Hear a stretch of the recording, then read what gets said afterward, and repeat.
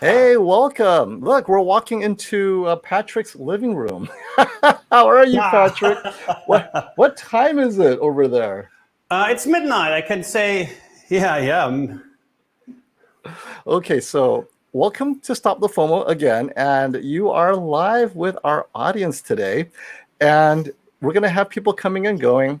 It's Sunday. It's Father's Day in the USA right now, so there may be a lot of people, and there may be a few people. I'm hoping we're going to build up some momentum. And everybody, this is Patrick Schoppert of Groby TV. They are one of Europe and Germany's premier home theater. They set up the entire Dolby Atmos, Auro3D, whatever it is. And so I reached out to Patrick, as you saw in my previous videos, because here is a man with such deep experience. And most importantly, he knows what movies have Dolby Atmos and it really works, and what needs a little love from Auromatic or Dolby Surround or DTS-X. So let me put up real quick our game plan for today, so everyone has an idea what we're going to talk about real quick. And there we go. So let me get on my slideshow going here. Boom.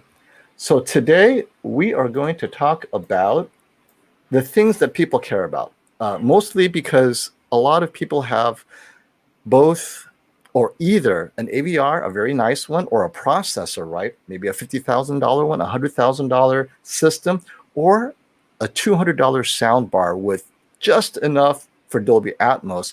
But the question is, what's the minimum equipment to get the 3D audio? I know you and I talked about doing it with 5.1.4, but maybe 5.1.2 can get them something, right? And then next up is the good and the bad movies, because once they get the better system, what are some good movies? We mentioned the good movie, Mission Impossible Fallout. I know you had some good ones we were talking about off air earlier. I'm really excited to share that with them.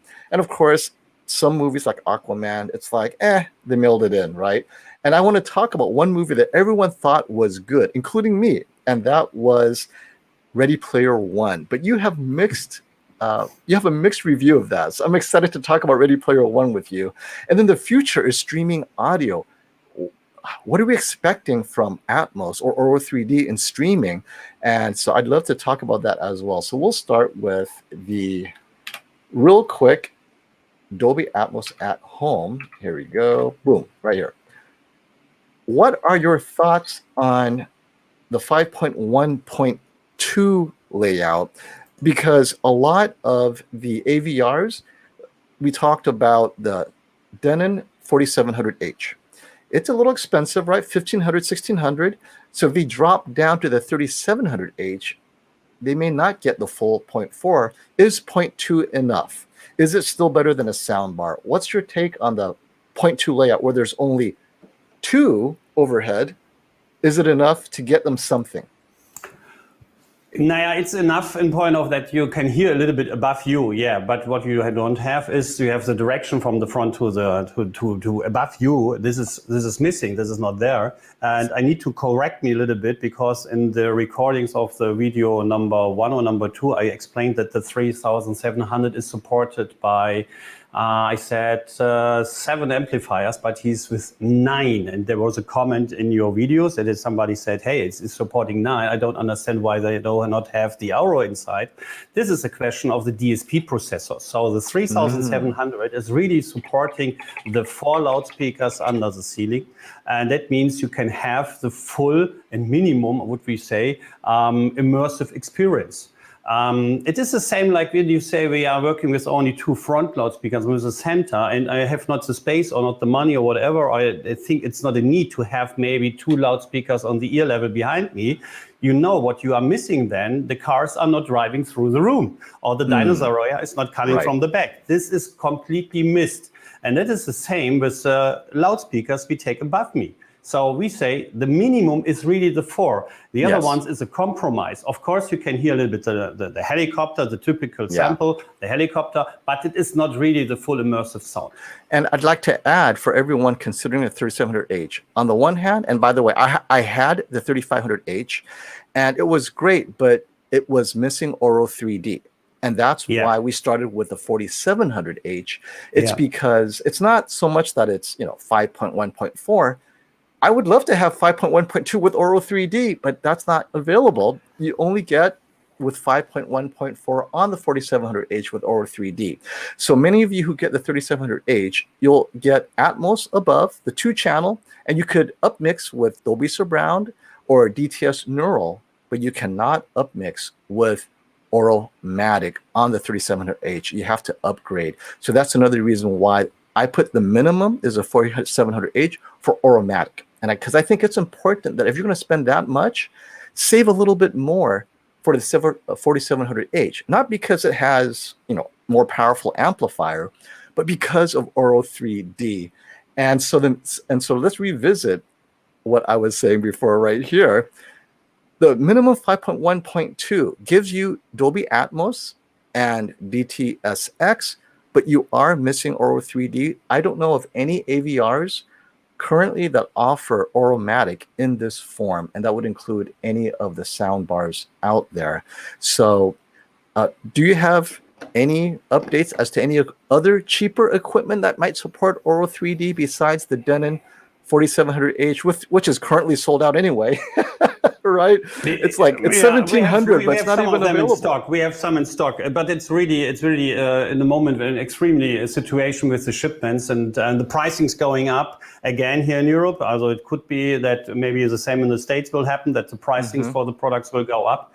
And no, it is really so that the Sound United guys are for us really the guys with the most experience about 3D sounds. Later on, they were coming Arcom, but Arcom is more expensive in this point, and we will have Yamaha, but Yamaha is concentrating on Auro3D only on the top machines, so that means around about 3,000 to 4,000 euro or dollar, I think so, and they will start in the next months. And then all the high-end companies like Trinov. I think Macintosh is also offering something of them, and these high-end companies have all integrated all 3D sound systems. And you need a lot of power, you need a lot of electronics to support all the 3D sound systems, and this is a question of the DSP processors. This is a very expensive part in an AV receiver. So also if you like to go and you like to go into the adventure of immersive sound, please take the money, and I think you will enjoy it later on. And we will show you. And I think this goes to what we were just talking about. This is a great question from James Larson. Opinion on SVS Elevation speakers as ceiling speakers versus speakers mounted in the ceiling. So I guess the Elevation speakers are the one that you could actually mount to the wall maybe. But this goes to what we're talking about, the all-for-one unified. With the Elevation speakers, if it's properly placed, you can get both the Auro3D and Atmos layout on any of the capable AVRs, because Denon, I guess you said that both Atmos and Auro3D, they worked on it and they said this will work for both, right? Yeah, I have something here on my screen. Yes, I like to show you. This is a 4700, and a typical layout. The people which are looking on the setup and adjusted the setup with the loudspeaker layout is that they're working with the front height and with the surround heights. And you see here on the bottom line, this is then for all the three formats, Dolby Atmos, DTSX, and Auro3D. But if you are here, or if you see Dolby Atmos content, you will hear that on the back, on the top level, there's nearly nothing. The surround heights are off. So there's a very good compromise, we think. It was a decision made by Wilfred and Dolby that they could support this one here, and that means another direction, rear heights. There you go, rear heights. There you go. That's the one. So please make your setup with front height and rear height. And then you have the full immersive sound of every format with all the 4 loudspeakers supported. This is perfect. And that's exactly what the SVS Elevation can do, is you can place it behind you just like that as rear heights. Or there. Yes. So with the both 4 is speakers. Possible. Yeah, both are possible, and both,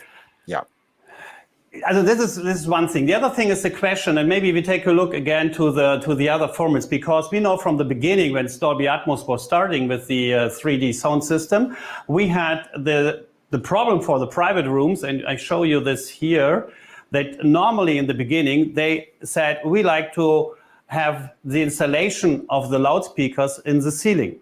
Right. And this is then a loudspeaker setup which is not supporting Auro3D. So you see here, Auro3D is gone. It's not there. Okay. Yes. So, and now we are going back to the basics of 3D sound. I saw some comments where somebody was writing, stereo is enough for me. Because stereo is Yes. the typical sound and everything. We get that a lot. Yes. Yeah. Okay. You heard it. Okay. Stereo is not in the position to bring you the original audio with two loudspeakers in your room. It is not possible. What you hear when we are in a concert, when we are in a room, when we are outside, you have a lot of noises, reflections and something like that. And this is the point which is not possible to present me with two loudspeakers. And when we speak about effects, this is sometimes a misunderstanding. Also, the effects don't need or we are not meaning that the whole time we like to have explosions and something like helicopters or maybe flying dinosaurs. No, we like to get the original atmosphere of the situation. And the atmosphere can be that you have in the background, you have noises, you have this traffic, what is it called? Traffic noise, or you have a lot of other things. Ambient noise, thank you very much. The ambient noise, yeah? That's the point. And the ambient noise, when I'm here in my room here, you hear my voice, and the voice is reflected from the wall there. So it is really around you, and nothing is coming from the ceiling. And this was the idea which from Wilfried, that he said, when we like to bring you the original sound in your home, please adjust it with the loudspeakers in this roundabout 30 degree. And like I told you last time, and now I've got new information from Dolby. Dolby is officially supporting this 30 degree also, especially in Japan, we heard. That is wonderful. Okay, from the point of view from the end user, it's coming more and more easier when he sees that all the three companies are supporting the same loudspeaker layout with 30 degrees. So it's perfect. So what we did in the 7-8 years was not so wrong when we see it now, that it's now coming more and more officially from the other brand, like Dolby in this point. Okay. That's exactly. There was so much confusion before this recent agreement between Dolby and Auro3D, because they were insisting that it's either one or the other. You have to choose one or choose the other. And this makes so much sense. So everyone else, if you've just come on, it has to be clear that 30 degrees will work with both Auro3D and Atmos. So it's worthwhile that you only have one speaker layout, because a lot of people don't want to put up too many speakers. And if you want to get both Auro3D and Atmos in the past, like, oh, do I have to put, ceiling top at 45 degrees and then more speakers for Atmos? Now you have one layout just for above that will support both. And you only have to beg your significant other one time and you're done. You don't have to go back and ask for more holes in the ceiling. That's wonderful. Yeah. Well, this I think so. It's a positive message. This takes us to, let's say you have it in the ceiling, you have it ready to go, and what everyone's been waiting for, because this affects people with not yet that great home theater experience, even a sound bar. You should get the movie that gives you the most immersive effect. And we talked about in the premiere specifically, Mission Impossible, great. Fallout, that's a great movie, right? But an Aquaman, not so great. I'd like to talk about Ready Player One. It sounded great on my Denon 3500H because it only had two speakers, and I heard it. I was like, wow, this is amazing. Something's coming out of those two speakers. But this is a big but. You're telling me, yeah, you know what? It is not Atmos the way I thought it is. So can you tell us what is wrong with Ready Player One? Naja, it's critic on a high level, we would say, yeah. Also it's at first, yes, there's a lot of happening with the Dolby Atmos, and of course, the Dolby Atmos means not only that you have it on the top level, a lot of noises and a lot of action effects, something like this. But the problem is on the Ready Player One, or there is more potential. That's not a problem. There's much more potential. The first thing is when you hear the Ready Player One with 4 loudspeakers on the top, then you can hear that a lot of times you have small spaces where a lot of is happening, but you hear no noises. So it's not really the whole time. And I think there's a lot of reason to have the whole time parts of the action sequence from the noise side here above you. That's one thing. The other thing is, and we spoke also in one of your two videos, that of course the Dolby Atmos is for home with a support layout with 6 loudspeakers. So we have the middle top, what is it called? Top heights in the middle. Pardon? Top level. Middle. Top middle. Oh, thank you very much. My cameraman is supporting me. Top middle. That means you have the 2 there. You have now additional 2 there, which are going this way. Yeah. And then you have 2 behind you. And then you start the same movie. You have to take the money to have this additional 2 loudspeakers to have all the 6. And it is supported by Denon, Marantz, and the Trinnov models. Also Denon as an example, like the 6700 or the big one, the 8500. Then you will be shocked because what happened now, all the effects are only concentrated on the center. So when we take a look much closer, we saw that a lot of productions are not working with really objects. They're working a little bit channel-based, we would say. That means there is no object. So, and this is on a lot of Hollywood blockbusters, that they are really not using the objects, that they are working with the channels. And latest, when you have 6 loudspeakers above you, you can hear it. Okay, and it was a big surprise for us because we don't know why it was. And then we saw German productions like a movie here I can show you. That's a movie about here. Jim Knopf, I don't know, moment here. Jim Knopf, Jim Button. It's a very fantastic family movie. It's in English, and they made it perfectly with the 6 loudspeakers there, or like we said with Mission Impossible. So it is possible to do it and to support it for the home. And we said, what's going on there? And then we find out that it has to do with time and at least, again, with money to make this mixture, to have it perfect with with all the support of the 6 loudspeakers. So let me get this right for those that missed it. In Ready Player One, even though it says Dolby Atmos, it's in a Dolby Atmos container. The 6 overhead speakers, it essentially is only using the top middle pair. Yeah. Unlike Mission Impossible Fallout. Mission Impossible Fallout uses all 6 to give you that movement from front to back. And that's maybe why it sounded so great with me. I only had 2 speakers anyway above. But on Ready Player One, it's only using the top middle, not the top front or the top rear. And it turns out because they didn't put enough time into it. What's the issue? No, I think it's really the time, and it's the money on the end of the day. And it means the money means if you need to have maybe 1, 2, 3, 4, 5 days more for the mixing of the Hollywood blockbusters to have all these things, and you can see this on your Trinnov. I know you are a fantastic, or you are a lucky altitude. Uh-oh, I lost you there.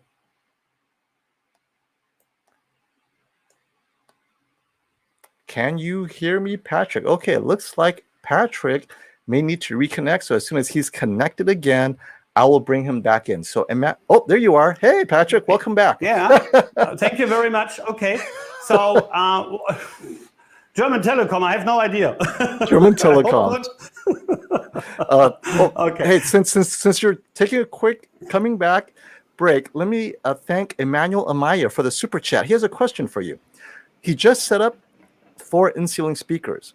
Will I get some unwanted effects setting them to height speakers in order to let me do Auro3D height ceiling? So remember, Emmanuel, we were talking about your ceiling speakers need to be 30 degrees. There you go. So you may have to move them or move yourself to make sure that your front, your front is 30 degrees from your listening position, which means normally if it's traditional Atmos, you have to move it forward closer to your left front left, right, center, and then your rear has to be a little bit farther away to get that 30-degree angle.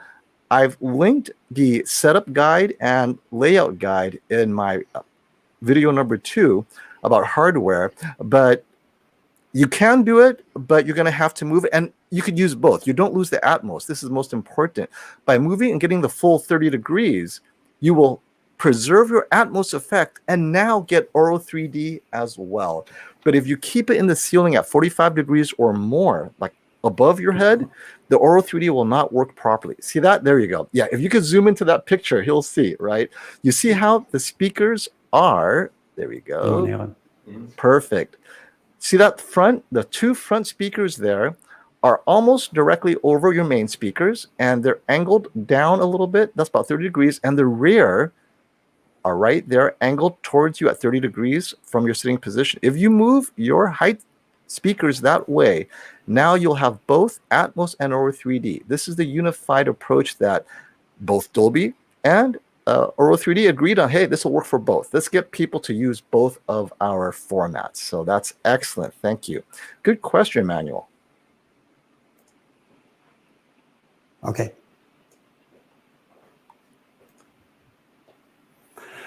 That's right. That's right. And, well, here's a great question. Before you jump in, I have to ask you this.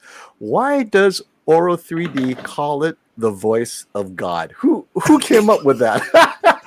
I think I have no idea. If maybe it was a drinking game in the Galaxy Studios. I have no idea. Or maybe he is going every Sunday in church, Wilfried. I don't know. No, as a voice of God is a fantastic. VOG is a fantastic name for the loudspeaker. We have one voice of God. If you like to see the first time voice of God, I can show you in my studio. There is the voice of God. Wait, this how big is that? Why is it so? It's I thought the voice of, if it's coming from God, shouldn't it be bigger? It can be much bigger. Yeah. Okay. It can be. So he's very flexible. This was a Dali Fast song. This is one of the loudspeakers we are using very, very often as additional loudspeaker for the end users. I can show you.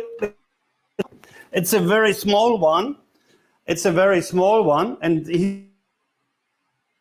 it's very flexible by adjusting to the right direction, and it's a very powerful one.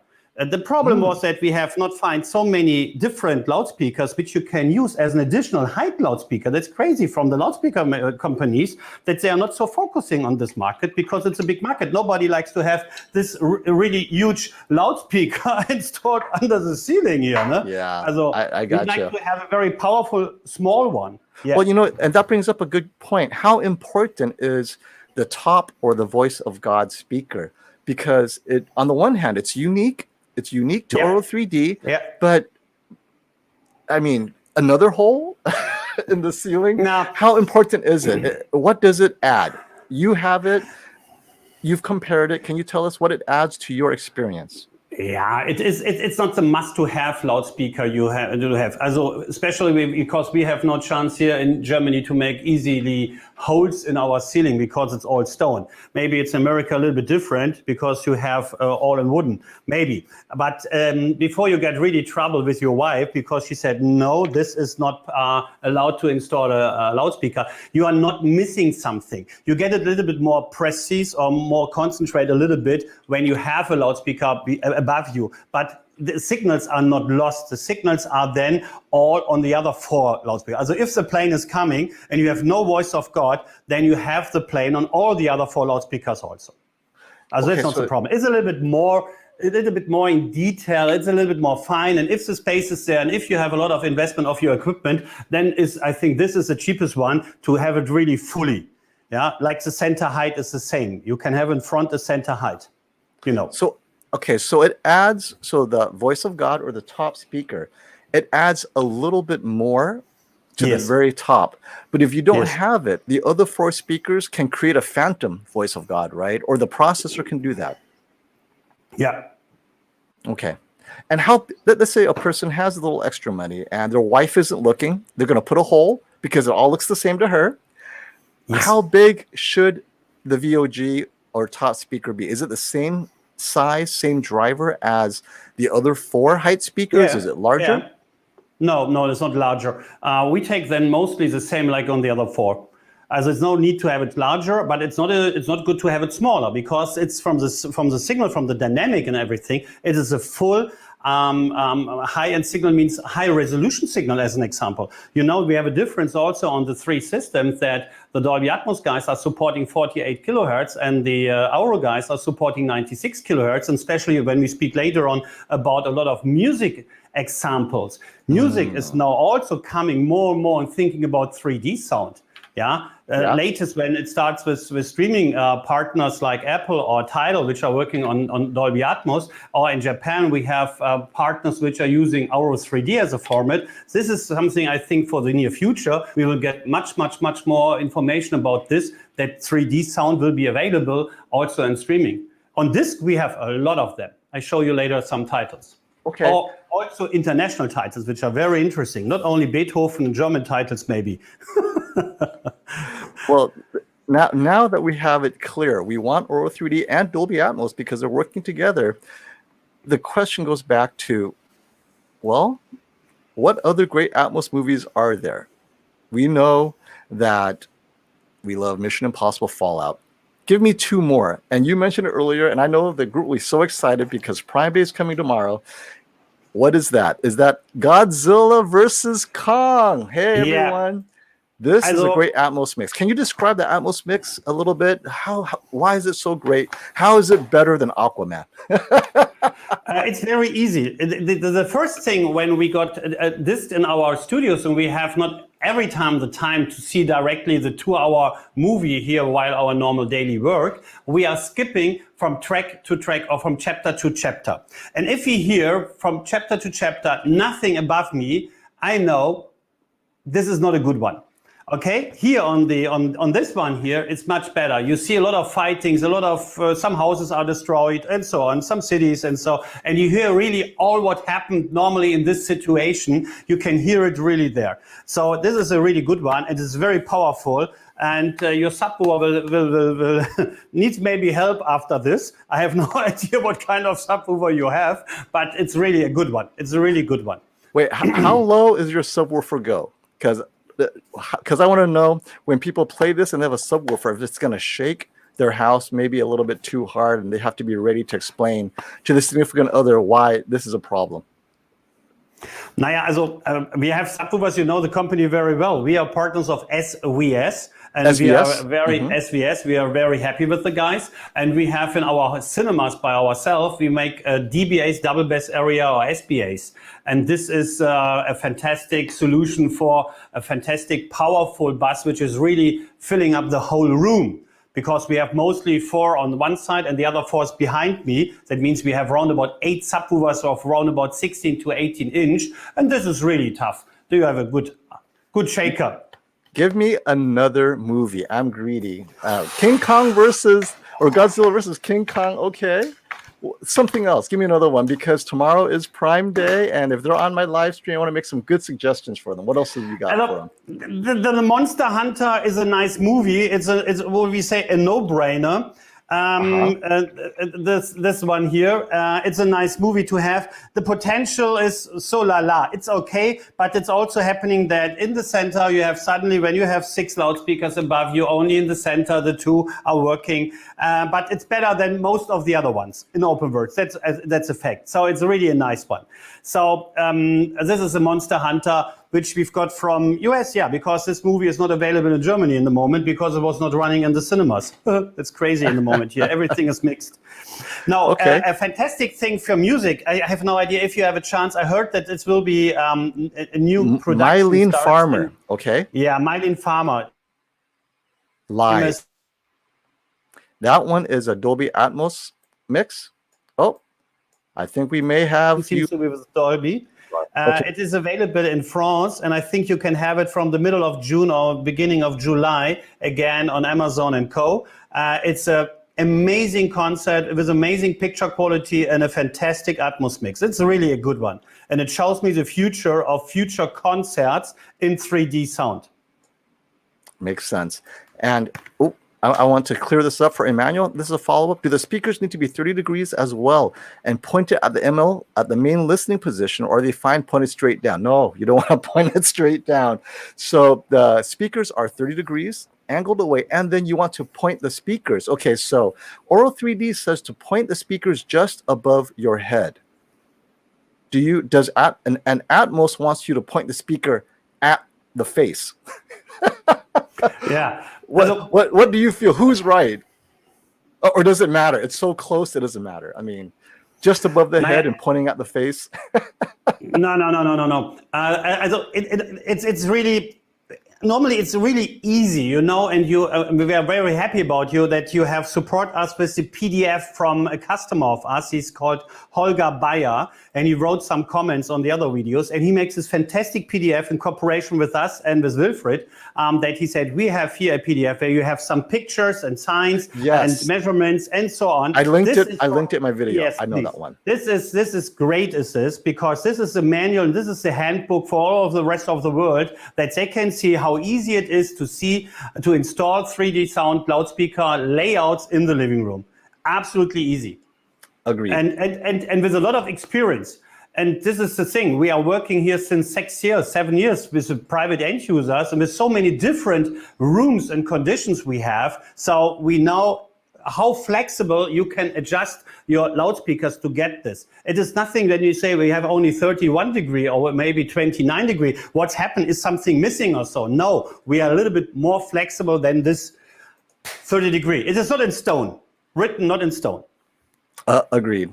That makes sense. And to help Emmanuel, I have the photo up from that file, and the link will be below for everyone else who wants to read into that document. But this is exactly what we're talking about.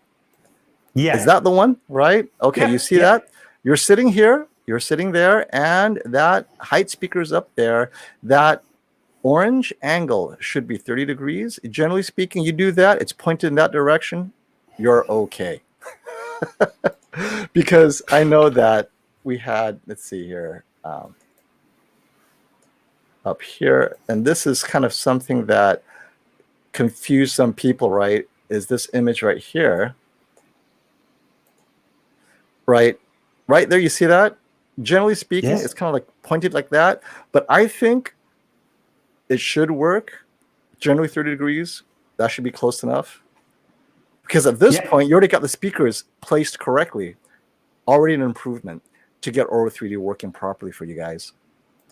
All right, and we have another super chat. Thank you, CMS. He's ready to take out his system and just get a soundbar. He's just like, oh, this is a headache. Ambeo, the Sennheiser Ambeo is excessive. Is the Sonos Arc and bass amp, the subwoofer, the way to go, or is there a better alternative? So I think possibly the better alternative is the new Samsung multi-speaker, the latest one, the HW950. That one, everyone is just saying it is probably the best one out there right now. Now, if you just want to listen to music, the Sonos Arc with the subwoofer is amazing. But if you want the best multi-channel, look into the flagship Samsung soundbar with, I think, 4 satellite speakers this year. But what are your comments? Do you have a favorite soundbar that you could recommend if they cannot get an AVR yet? Maybe they'll get it later. Do you have any recommendations? Yeah, also we have also experience with soundbars. In the moment we have a Denon one, the new one, the 550, that is a very compact one, and it's very surprising us because it's so compact, and it's supported Dolby Atmos, and you can have for the future 2 additional loudspeakers, wireless, for really a surround sound. We know the ones from LG, which are very nice to have, and I know personally the Ambeo. The Ambeo is very nice, very powerful. It's a product which was developed, part of them, from the Fraunhofer Institute, you know, Fraunhofer Institute, which was the developer of MP3. So there are a lot of high-tech engineers, and they have invested a lot of brain and know-how inside there. But in open words, we heard some soundbars prototypes 1 year ago, and then we're coming Corona, which are also done supporting Auro3D. And it was very interesting for us because after 6 years, Auro3D with really 9 loudspeakers, we heard it the first time with a soundbar, and it was really amazing for a soundbar. Again, I said it in the beginning from the first video, I think, or on the second. A soundbar is a fantastic product when you have no chance to work with additional loudspeakers. Then it's everything better than the loudspeaker which is integrated in the television. Of course, yeah. And I told you in the beginning, I was now 1 hour ago, I was in cinema here in Germany, the first time after 1 year, happy that it's open now. And I saw the movie, what is it called? Wie heißt er nochmal? Quiet Place Part 2. Okay, and this is a movie. This is a movie which is really supported by sound. That is amazing. Yeah, you know the movie, maybe the part 1, and it's silent, nobody was eating popcorn. It was the same on the part 2. And then suddenly something happened behind you, something there and there and there. So it was great. And if I know that people are hearing this movie later on a normal television with 2 loudspeakers, they are missing more than 50% of the effects and of everything. So a soundbar is the minimum thing to do to get more audio experience. Well, okay, Hans Zimmer. What do you think? I'm a big fan of Hans Zimmer. I had the chance to meet him in Cologne personally, and I like the concept. I'm really a big fan, but in open words, I don't really like it under the idea of Dolby Atmos, because if you hear on the top, sorry, it's all powerful, right. Everything is great, but it has not. I showed you Mild & Farmer. If you see Mild & Farmer and you compare it then with Hans Zimmer, you know what the potential can be of a 3D sound system by music. And if you hear this Hans Zimmer concert and you switch really off the ear level, you hear nearly nothing. It's a little bit like somebody was taking a microphone in the center of the music hall and was a little bit recording the sound which is coming from the bottom.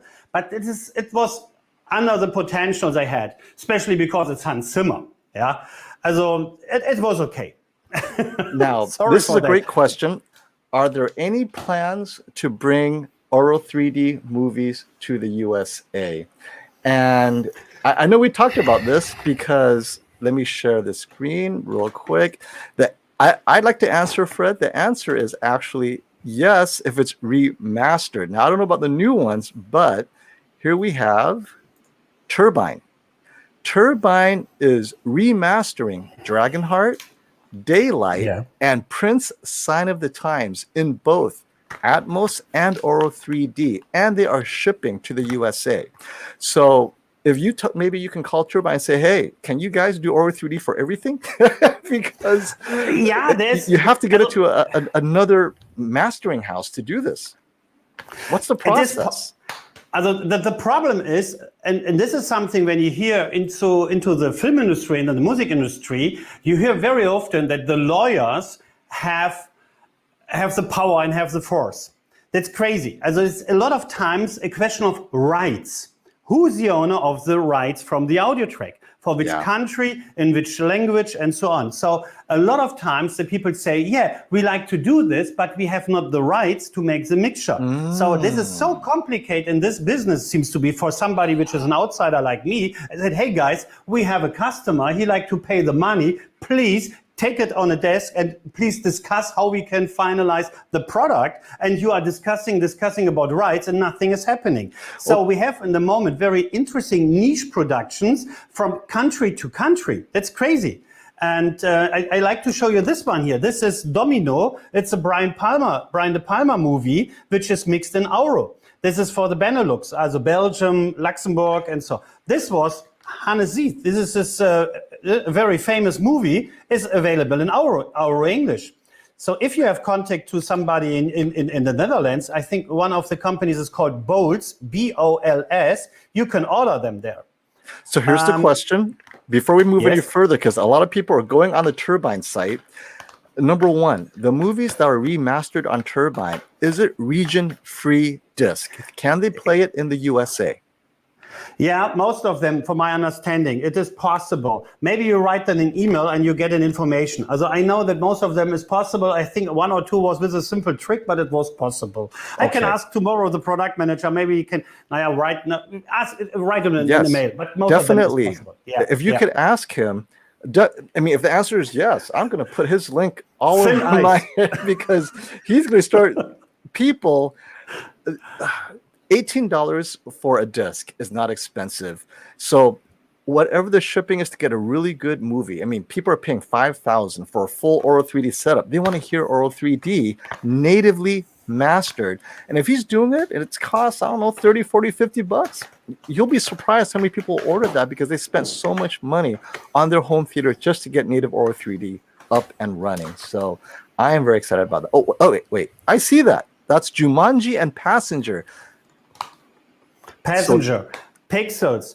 There were 10 Sony productions. One of them was also Spider-Man, Inferno. I think there was somebody was writing in the comment a lot of the titles, and these titles were, some of them were available in the US. Then there were some of them only available in Poland, in Germany, and wherever. It was a little bit crazy from the strategy. I don't know what was really the reason behind them. It's a Sony production thing, and.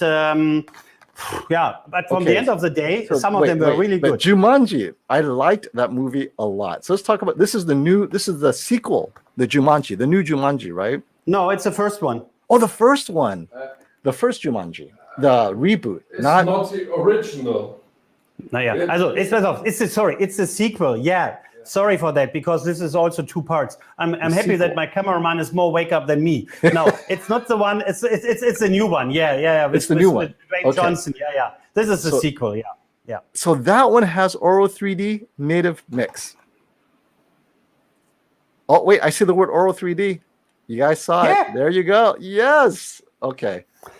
All right. And it sounds different to the Dolby Atmos one, because we had something crazy find out also, that sometimes it seems to be that the studios were only taking not the original Auro3D track, they were using Dolby Atmos track and were only converting it to Auro3D, because then we had the absolutely same effects. We said, what's going on there? Why are they doing this? We have no idea why they did this, because there was an original Auro track available. On Jumanji, you have a difference. You can hear really the differences. Right. And thank you, Azim, for the super chat. Is it worth upgrading his Q950T soundbar to the new Q950A? So here's my recommendation for you, Azim. If you're going from soundbar to soundbar, don't bother.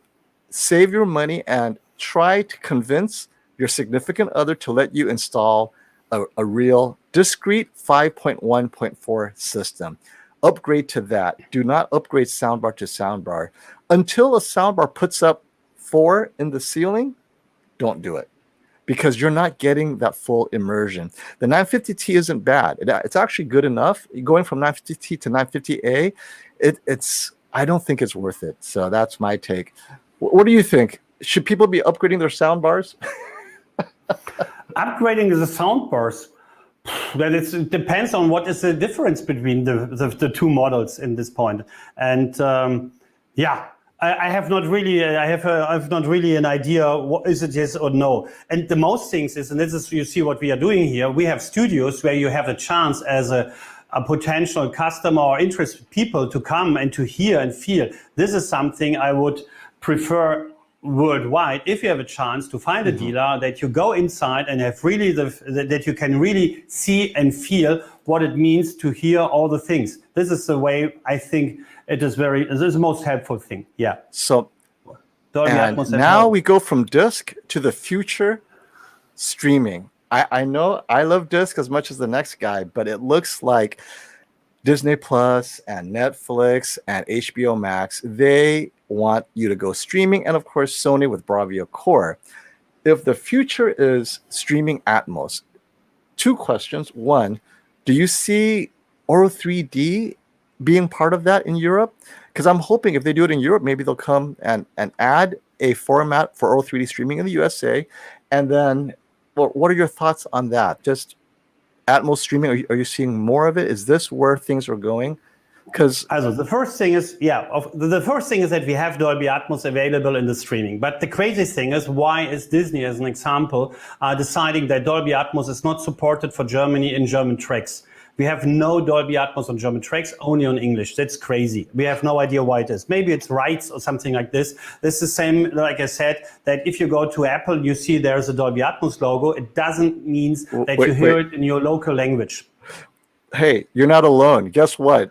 I know. Sony TV doesn't have Dolby Atmos on Sony, on Disney Plus either. Like, wait a minute. It's not just Germany. If you have a Sony TV, Disney Plus, no Atmos. Now, some are saying blame Android or Google TV, but let's say you don't get Sony Atmos. Can you upmix to Auromatic or DTS Neural or Dolby Sound and still get something up there? Yeah, it is possible. Also, we are using mostly here and the Apple TV. It depends on the what's it called, on the stream, which kind of stream it is. When you're going on Apple TV, you have a chance to go into the setup and say, we like to have Dolby Atmos if Dolby Atmos is available. But then you don't get this, what we say, the bed. There's no bed inside. So when you have no bed inside, then it's Auro not finding the bed, and now Auromatic is available. So you need to switch then the audio format not to Dolby Atmos, you need to switch it then to normal Dolby Digital 5.1. Then you have your bed, and then it is possible to upmix it with DTS or with Auro. So this is something which has to do with the technology inside, what kind of signal is going out. Yeah, but it is possible. It is very helpful. Yeah. And so just to summarize that, because a lot of the viewers and people out there, they have the Apple TV. And so what Patrick is saying is, when he says bed, this is the base 5.1 layer. And that is only the Dolby Digital version. So when you go into the settings, you'll see enable Atmos or Dolby Digital. If you want your AVR or processor to use Auromatic Upmixer, you have to select Dolby Digital, so then it can upmix and you'll get at least some amazing full 3D upmixing surround if the content itself doesn't have Atmos. There you go. Oh, look at you. One moment, I'll show you again. Okay. Normally you would like to have all these formats available. There you go. And if it is like we said, that it is not possible to do this upmixing with the formats, then you need to switch or you need to change the format which is coming out of the box, and Apple TV switch off Dolby Atmos, and then you are in the position to change or to switch to one of your most loved formats. Yeah.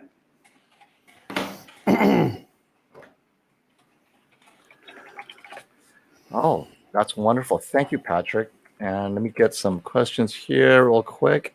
So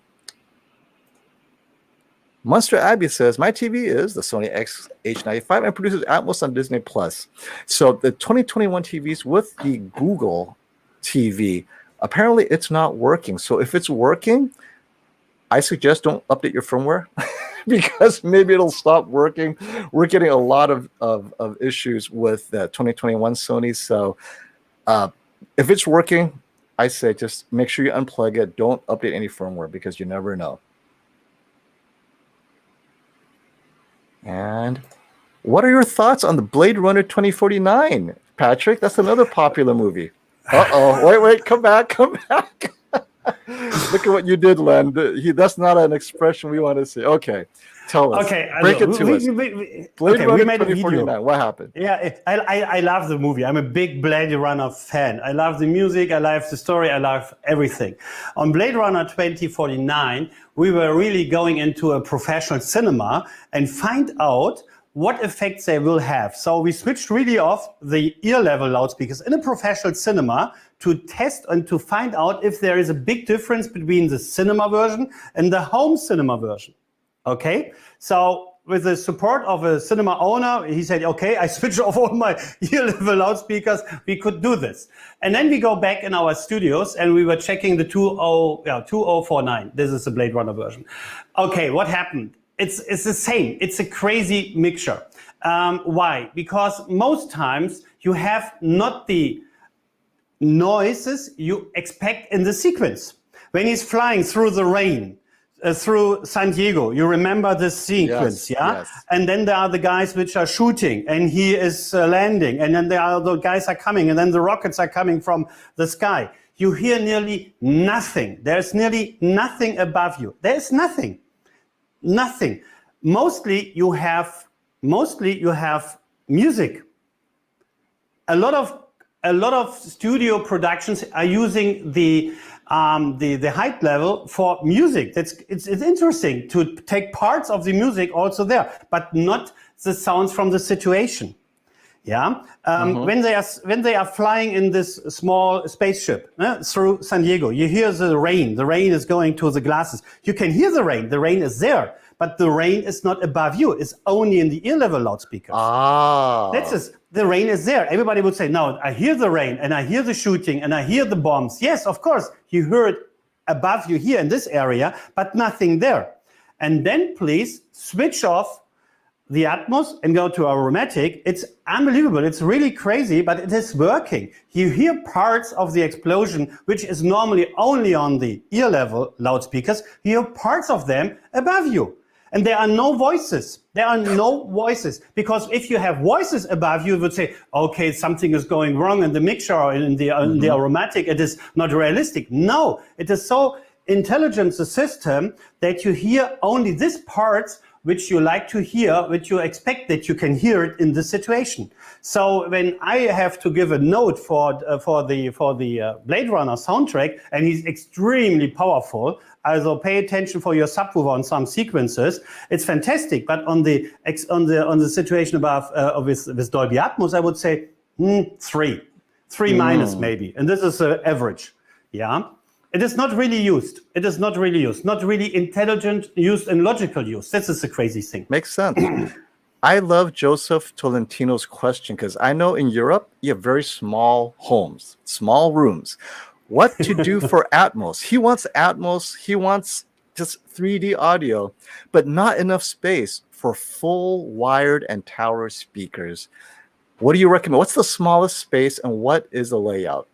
What do you recommend? We have made a lot of videos from home cinemas of customers, like in a normal living room or like in a separate room, which are starting with 9 square meter or 10 square meter. So this is not a really huge room. And if you have satellites like from Bose or from other companies, I have no idea, you can combine them, of course.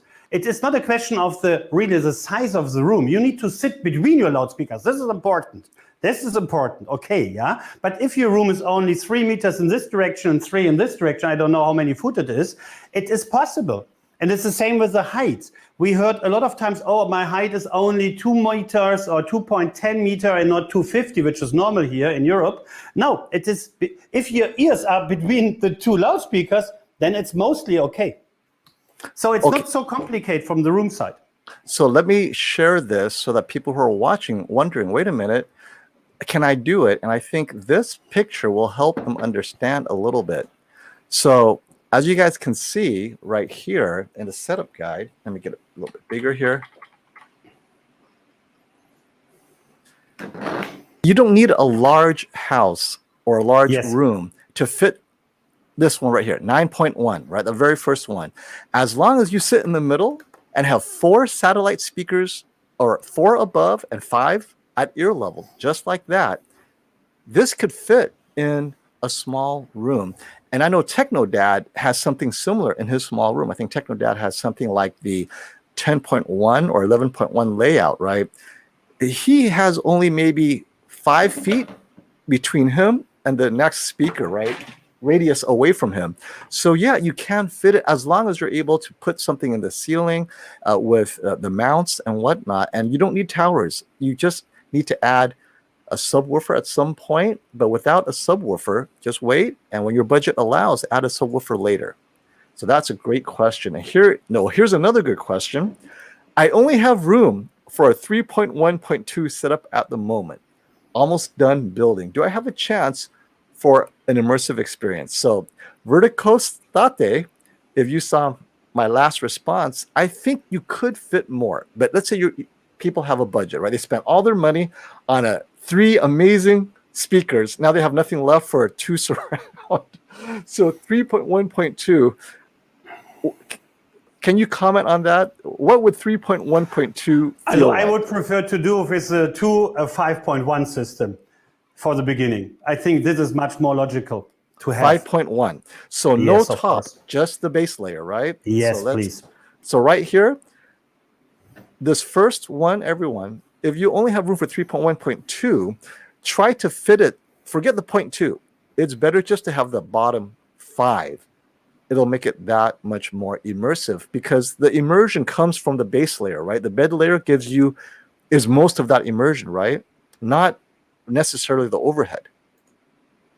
Not really. No. This is not really the thing. Also, the immersive is coming really because it's around you. Around you means not only from there to there, it's really around you. But here in this special one, you have nothing in the direction. This direction, when you have only 3 in the front, there's nothing with the car driving through your room. There's nothing. So I would prefer to hear the car driving through my room. It's better than to have everything only in front. That means on the top and on the front there. This is not really 3-dimensional, I would say.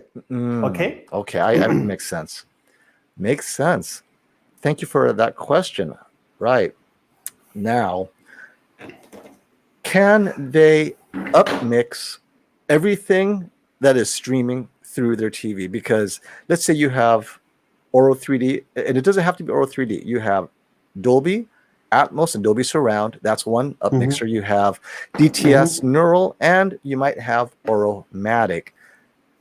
Would it sound great to upmix everything that's streamed through your TV to an upmixer? Is that what you do? Or you only upmix? I'm doing this. Everything. Is it, my wife is doing this with top models, with Heidi Klum.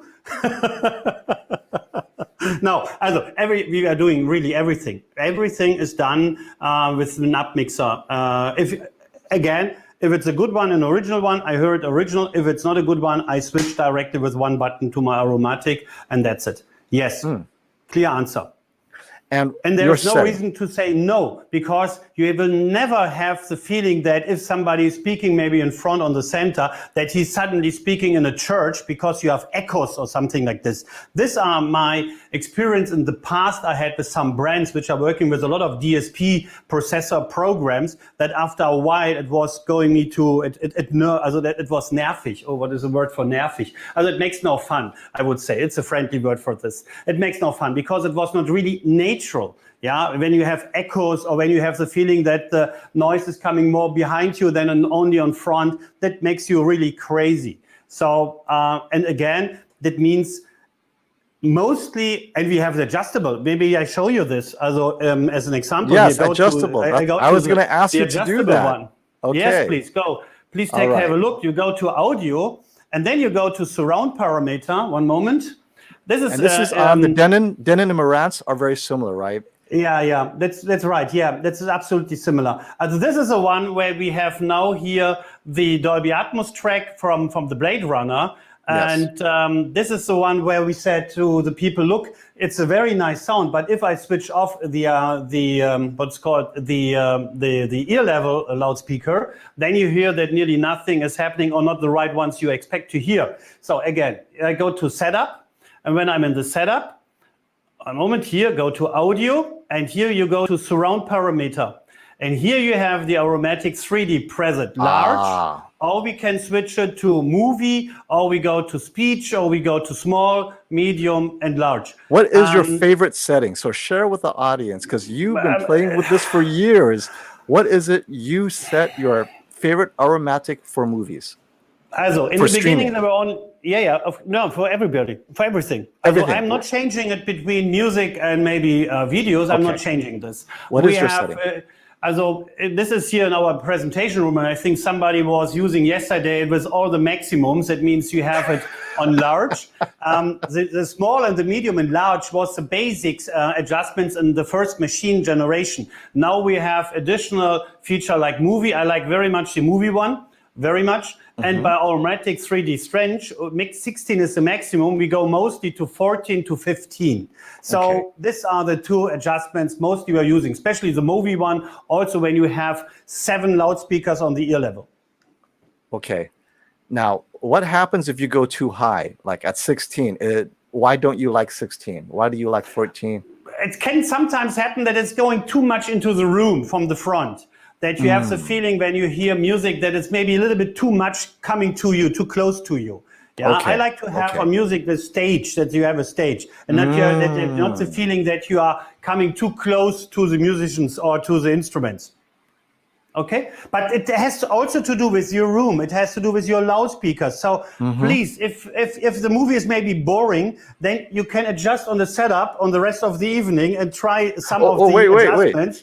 Wait, before you continue. So if they watch my videos on YouTube and I'm boring, and they put on Auro3D, I'll be more interesting, right? Because I'm coming from above. Of course. You sound more like Hollywood. I never thought about that. I should add the angle. Hey, if you didn't find my video interesting, turn on Auro3D and you're gonna watch it twice. It's a complete new experience. It's the same here. Let's have a look. I have something, it's called here Jurassic World. You remember last time I told it? If you go into Jurassic World, this is with DTSX. And now something happening, which is sometimes the people surprising, that they say, oh, what's going on? Where is my Dolby Surround? And oh, where's my Auromatic and something? It's all gone. That has to do with the DTSX track on the Blu-ray. Again, I show you. One moment. Okay. You see, no?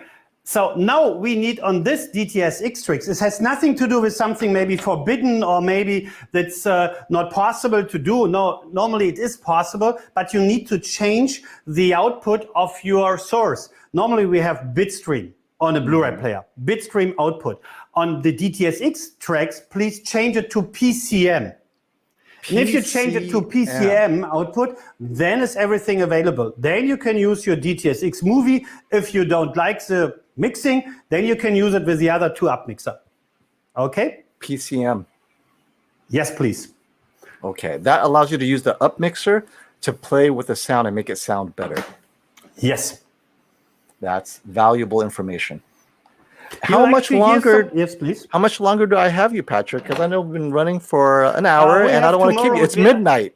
I need to let everyone know. Tomorrow morning, 9:30, I have the first appointment. It's midnight in Germany. Thank you, Patrick, for drinking coffee and staying up with us in the U.S. You're awesome. How much longer do we have for you? I have an open end. Okay, well, let's go for a few more minutes. Everyone, if you have any questions, let us know. Here's your chance to get Patrick to answer or play with his Denon AVR. And if you have one and you're wondering, hey, how can I make my streaming better?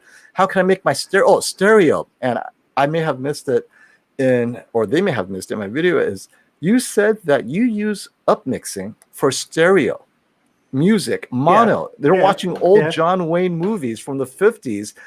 Auromatic makes it sound like it's 3D. Yes. You know the movie Gone with the Wind? Gone with the Wind? No, not Gone with the Wind. No, what was it? It was Gone.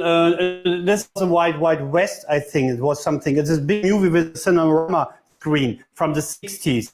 Das war der Wilde Westen. How the West Was Won. Yeah, How the West Was Won is the original track. It's a movie from the 60s, and it is a movie which was filmed with 3 cameras, and they have filmed 180 degree. It's a cinerama format. It was an unbelievable movie with all the top stars which were available in this time, in the 60s. And this movie was restored, fantastic on Blu-ray. And if you hear this movie on Auromatic, wow! You see this fantastic picture. Yeah, a really fantastic picture, and you hear the horses and the Indians and whatever. It's a really big Western. Yeah, it's really fantastic, really volume you have there. It makes really fun. What I like to show you, Quinn, and your visitors here and the audience is yes, because we spoke about what happened with the worse. I would say worse 3D sound. This is an example. So maybe somebody from Hollywood is also looking. It would be fine. I'm hoping too. So one moment. Let's that's do Aquaman. it. Okay. This is Aquaman, and the Aquaman is original with Dolby Atmos. Okay. And now I have really switched off the ear level, and this is the top level.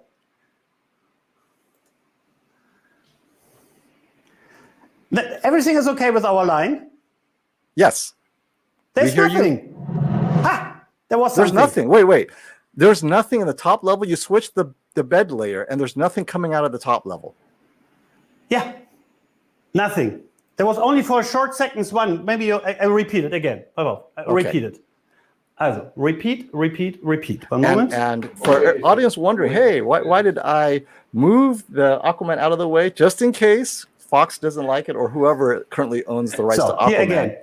Achtung. Okay. Ha! Did you hear? That was it? That was it. all. That was it. Just And now we are waiting. And this is a moment when I say to my people, sometimes I think maybe the cable is wrong or something like this, because it can't be. It's a huge, big Hollywood blockbuster, a big production with a Dolby Atmos logo and whatever on it. And they make this kind of mixture. They are not sitting two people on a bed and maybe have a discussion. No, they destroy the half world and nothing is there. It's the whole time in the background. You hear? Nothing in the background. Nothing. Okay, now I switch to Auromatic. Okay. Oh yeah, let's listen to Auromatic. So, the same sequence. You hear some sounds?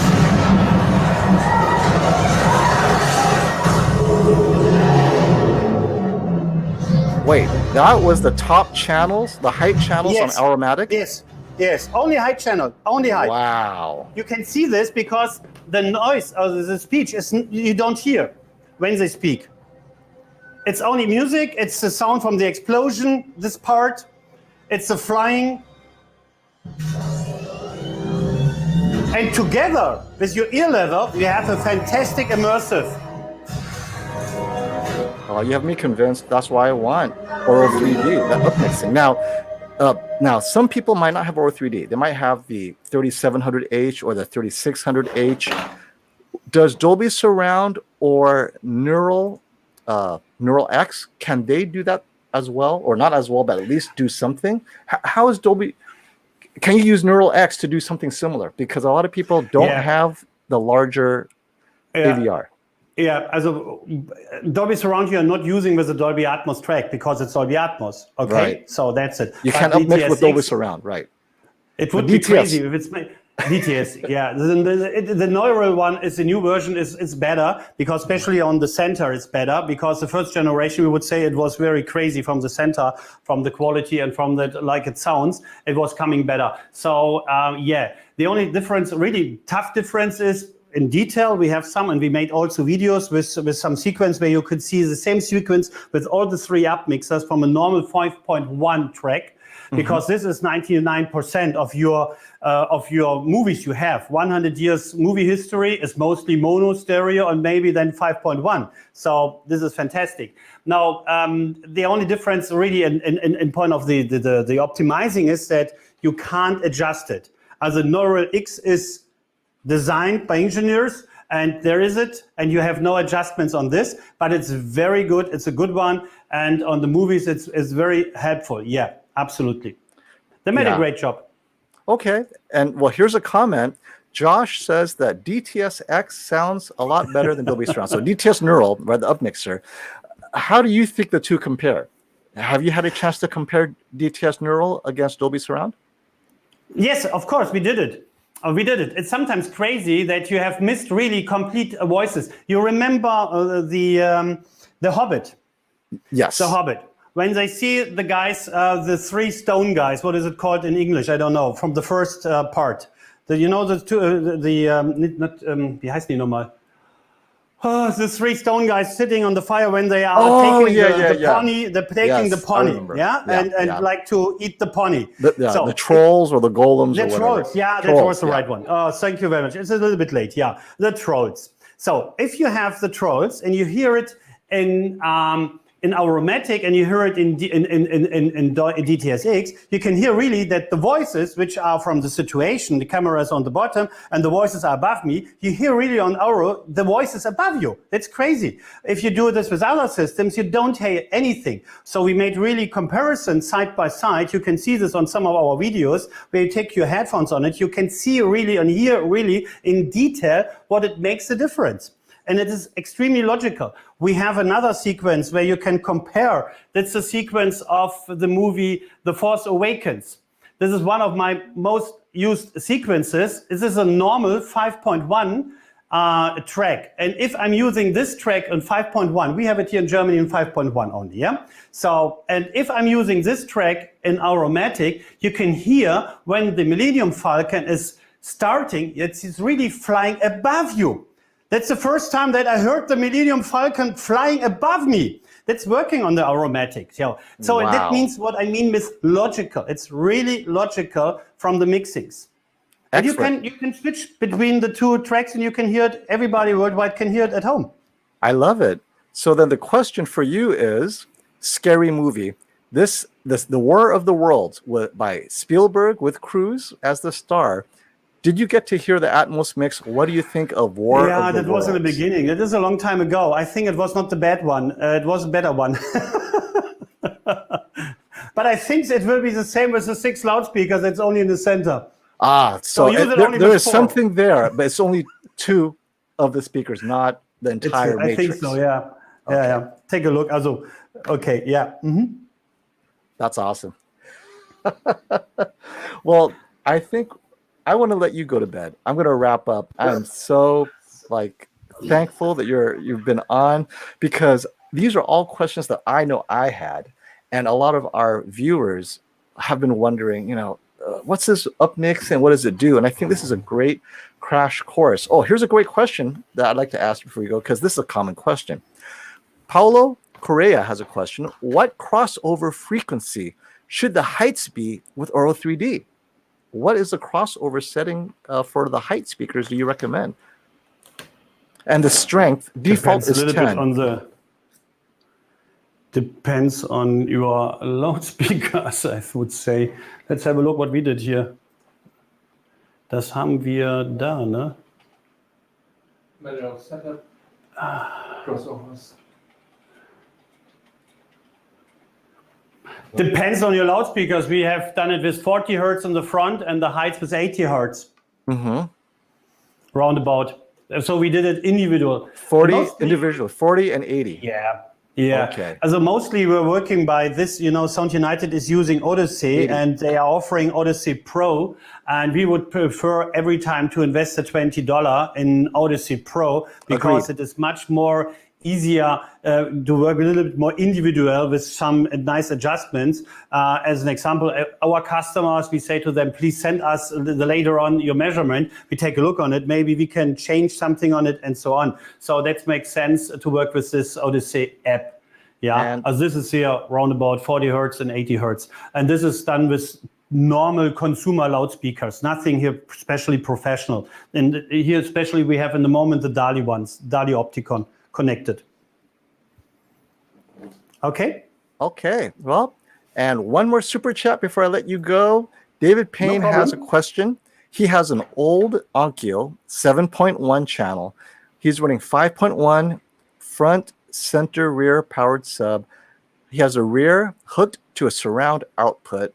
Should I hook in the surround rear? Okay, so should he add surround rear? Does that add anything? He's at 5.1 right now.